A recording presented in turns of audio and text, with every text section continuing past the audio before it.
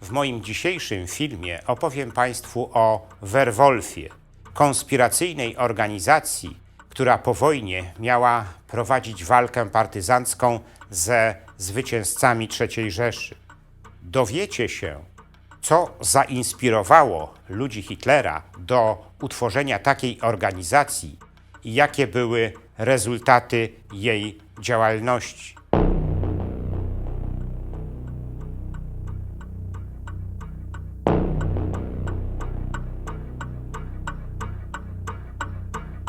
Jesienią 1944 roku Walter Schellenberg, szef Departamentu VI w Głównym Urzędzie Bezpieczeństwa Rzeszy, przedstawił Heinrichowi Himmlerowi pomysł stworzenia konspiracyjnej organizacji, która zaczęłaby działać dopiero wówczas, gdy alianci zajmą terytorium III Rzeszy. Schellenberg w czasie tej rozmowy przekonywał Himmlera, że taka organizacja byłaby wielką siłą i oprócz dywersji, sabotażu i działań propagandowych mogłaby wywołać ogólnonarodowe powstanie przeciwko okupantom Niemiec. Jednak dla Himmlera pomysł Schellenberga wydawał się być przejawem zwykłego defetyzmu. Dlatego Himmler skwitował go słowami: gdybym pański plan przedstawił Hitlerowi, kazałby mnie natychmiast rozstrzelać. Tak naprawdę autorem pomysłu stworzenia konspiracyjnej organizacji, która w przyszłości miała walczyć z okupantami III Rzeszy, nie był wcale Schellenberg. Był nim generał Reinhard Gehlen, dowódca oddziału Obce Armie Wschód w sztabie generalnym niemieckiego Wehrmachtu. Gehlen był przekonany o tym, że sowieckie armie już niebawem zaczną zajmować rdzenne niemieckie terytoria i dlatego uznał, że zorganizowanie ruchu oporu na zapleczu sowieckiego frontu stworzy szansę na skuteczne spowolnienie marszu sowieckiej Armii Czerwonej. Dlatego Gehlen zaczął zgłębiać działalność ruchów oporu w okupowanej przez Niemców Europie. Jego uwagę bardzo szybko przykuły działania Polskiej Armii Krajowej. Gehlen nakazał swoim ludziom przetłumaczenie dokumentów z przejętego przez SS jesienią 1944 roku archiwum dowódcy Armii Krajowej generała Tadeusza Bora-Komorowskiego. Oficerowie Gehlena uważnie przestudiowali dokumentację dowódcy Armii Krajowej, zamierzając na jej podstawie opracować koncepcję podobnej organizacji. Gehlen uważał jednak, że taka organizacja ma szansę powstać tylko za przyzwoleniem szefa Głównego Urzędu Bezpieczeństwa III Rzeszy Heinricha Himmlera. I dlatego właśnie podsunął ten pomysł Schellenbergowi, licząc na to, że ten zdoła do niego przekonać Himmlera. Himmler wprawdzie dał przyzwolenie na pomysł przedstawiony przez Schellenberga, ale nakazał realizować go w sekrecie przed Hitlerem, obawiając się, że zostanie posądzony o defetyzm. Organizacji nadano nazwę Werwolf, czyli wilkołaki. Ta nazwa została zapożyczona z powieści Hermana Lünsa o tym tytule, która opowiadała o XVII-wiecznych niemieckich partyzantach. Zadanie tworzenia Werwolfu Himmler powierzył Obergruppenführerowi Hansowi Prützmannowi, swojemu zaufanemu koledze. Struktura Werwolfu oparta została na niemieckich okręgach wojskowych, na czele których stanęli wyżsi oficerowie SS bądź policji. Na przełomie 1944 i 1945 roku rozpoczął się werbunek ochotników do Werwolfu, a potem ich szkolenie w specjalnie do tego przygotowanych ośrodkach.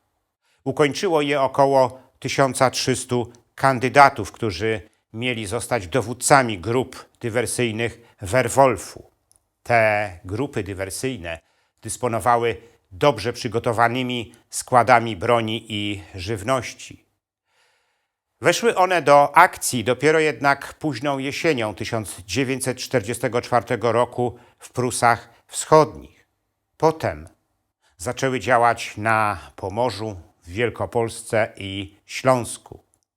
Na początku 1945 roku takie grupy dywersyjne zaczęły również działać na terenie Alzacji, Lotaryngii, Zagłębia Sary oraz w Badenii i Palatynacie. Wiosną 1945 roku dowództwo niemieckiego Wehrmachtu postanowiło wesprzeć Werwolf. Został on dozbrojony i zasilony kadrowo. Doszło nawet do tego, że żołnierze różnych jednostek Wehrmachtu byli odgórnie przenoszeni do grup dywersyjnych Werwolfu. Ale wiosną 1945 roku w działalność Werwolfu zaangażował się również aparat partyjny NSDAP na czele z szefem kancelarii III Rzeszy Martinem Bormannem i ministrem propagandy Józefem Goebbelsem. Dla nich Werwolf miał stać się kolejną cudowną niemiecką bronią, która miała doprowadzić Niemców do ostatecznego zwycięstwa. Znacznie bardziej pragmatycznie do działalności Werwolfu podszedł Arthur Axmann, który stał na czele Hitlerjugend, młodzieżowej przybudówki NSDAP. Axmann postanowił wzmocnić grupy dywersyjne Werwolfu swoimi młodocianymi podopiecznymi. W tym celu stworzył w Bad Tolz w bawarskich Alpach specjalny ośrodek, w którym ich szkolono, a potem kierowano do grup Werwolfu. Ale oprócz tego wsparcia kadrowego Axmann zorganizował dla Werwolfu źródło stałego finansowania.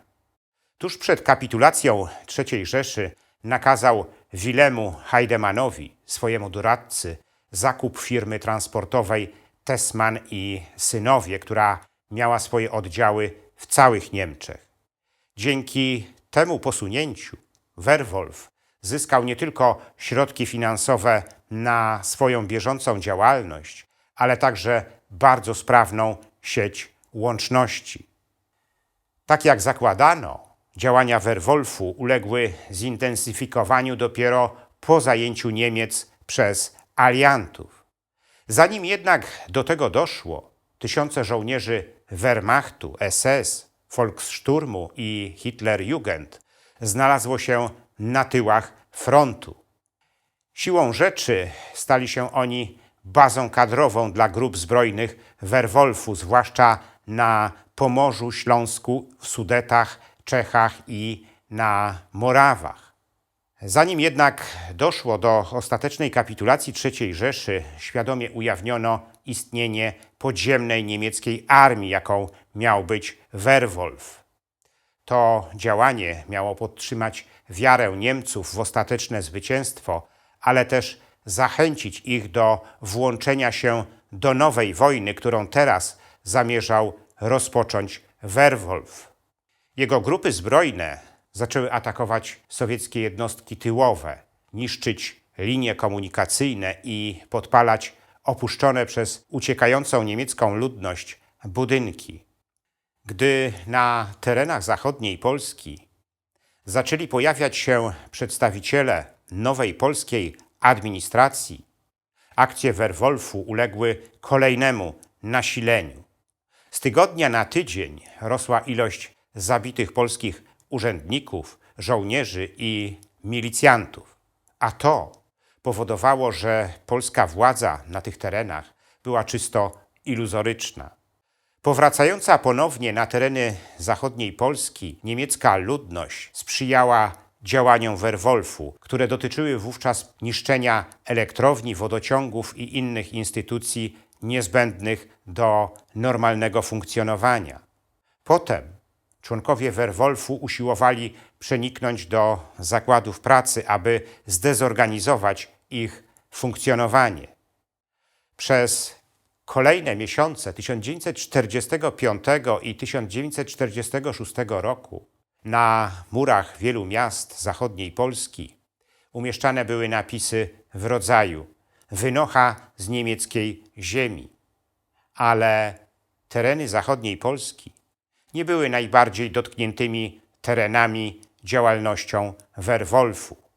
Werwolf działał znacznie bardziej intensywnie na terenach położonych na zachód od linii Odry. Oprócz dywersji i sabotażu, Werwolf prowadził tam swoistą wojnę chemiczną, zatruwając studnie, ujęcia wodne, żywność i alkohol. Dla sowieckich władz okupacyjnych szczególnie dotkliwy był ten ostatni proceder. Nie bez powodu jeden z okulników Armii Czerwonej mówił o tym wprost. Niemieckie bydlęta sięgnęły po najobrzydliwszą, najpodlejszą i najbardziej odrażającą metodę prowadzenia wojny, jaką jest zatruwanie napojów alkoholowych. Działania Werwolfu nie ograniczały się jednak tylko do terenów położonych na wschodzie Niemiec. Można je było również zaobserwować na zachodzie Niemiec. Tyle tylko, że tam nie miały one takiego nasilenia jak na wschodzie. Tak czy inaczej, alianci musieli jakoś rozwiązać problem działalności Werwolfu na zajętych terenach. Jako pierwsi za jego rozwiązanie zabrali się Sowieci. Poniekąd zmusiła ich do tego sytuacja w ich strefie okupacyjnej. W lecie 1945 roku sowieckie patrole w zasadzie kontrolowały w pełni jedynie główne szlaki komunikacyjne. Zboczenie z nich oznaczało wejście w pułapkę oddziałów Werwolfu. Sowieci zaczęli więc tworzyć specjalne oddziały przeciwpartyzanckie, które miały zwalczać bojówki Werwolfu. To jednak przyniosło bardzo ograniczone rezultaty i wtedy postanowili zmienić swoją strategię walki z Werwolfem. Sowieckie samoloty zaczęły szukać podejrzanych kompleksów leśnych, które były następnie poddawane zmasowanemu ostrzałowi ciężkiej artylerii. Jeśli jakikolwiek oddział Werwolfu przetrwał taki ostrzał, z reguły nie miał już ochoty na prowadzenie dalszej walki. Sowieci zresztą wziętych do niewoli partyzantów Werwolfu rozstrzeliwali na miejscu. Ale niełatwo było też zlikwidować bojówki Werwolfu na terenach zachodniej Polski. Strona polska nie dysponowała zresztą do tego zadania wystarczającymi środkami. Do tego wszystkiego doszedł jeszcze silny opór miejscowej niemieckiej ludności, która ponownie powróciła na te tereny. W rezultacie tego w wielu rejonach zachodniej Polski, jak na przykład w Górach Sowich czy Karkonoszach, przez wiele miesięcy trwała prawdziwa wojna partyzancka, w której Werwolf mógł się nawet czuć stroną zwycięską.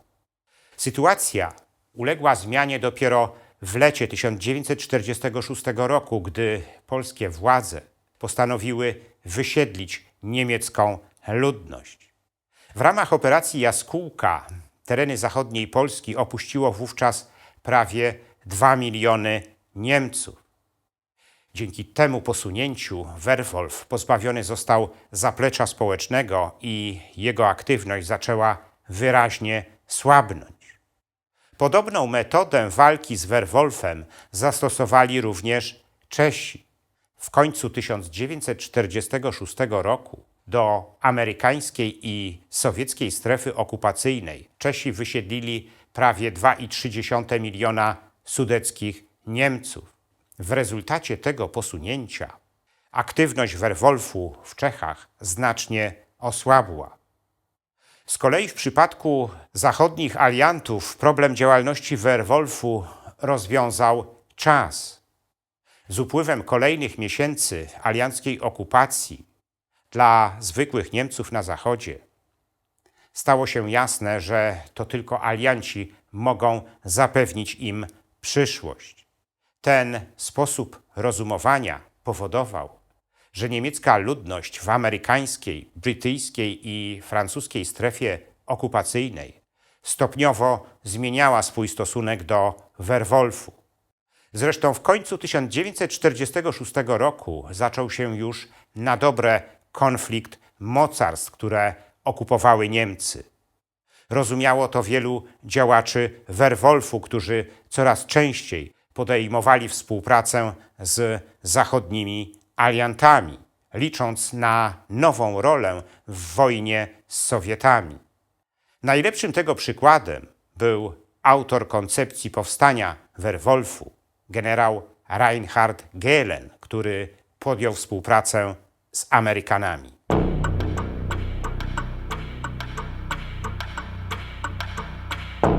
W moim następnym filmie opowiem Państwu o operacji, jaką w sierpniu 1937 roku uruchomiło sowieckie NKWD przeciwko zamieszkałym w Związku Sowieckim Polakom. Była to najkrwawsza zbrodnia Stalina, o której nie wiedzieliśmy przez prawie pół wieku. W jej wyniku zamordowano 7 razy więcej Polaków niż w ramach zbrodni katyńskiej.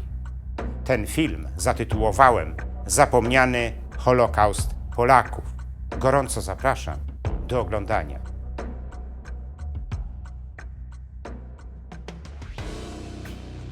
Dziękuję za Państwa liczne komentarze moich filmów oraz wpłaty.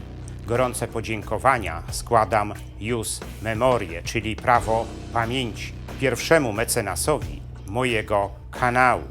Misją Jus Memorie jest udzielenie pomocy ludziom, którzy zostali niesłusznie skazani przez komunistyczny system za swój patriotyzm, za swoje poświęcenie dla ojczyzny i trafili do więzień, łagrów lub byli mordowani na mocy wyroków lub nawet bez nich.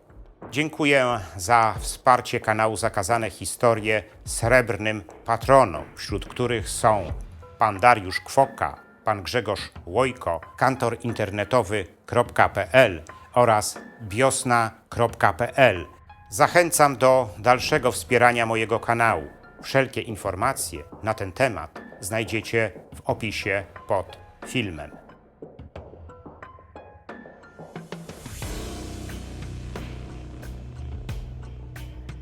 Jeśli podobał się Wam mój film, udostępnijcie go znajomym, dajcie łapkę w górę i kliknijcie subskrybuj.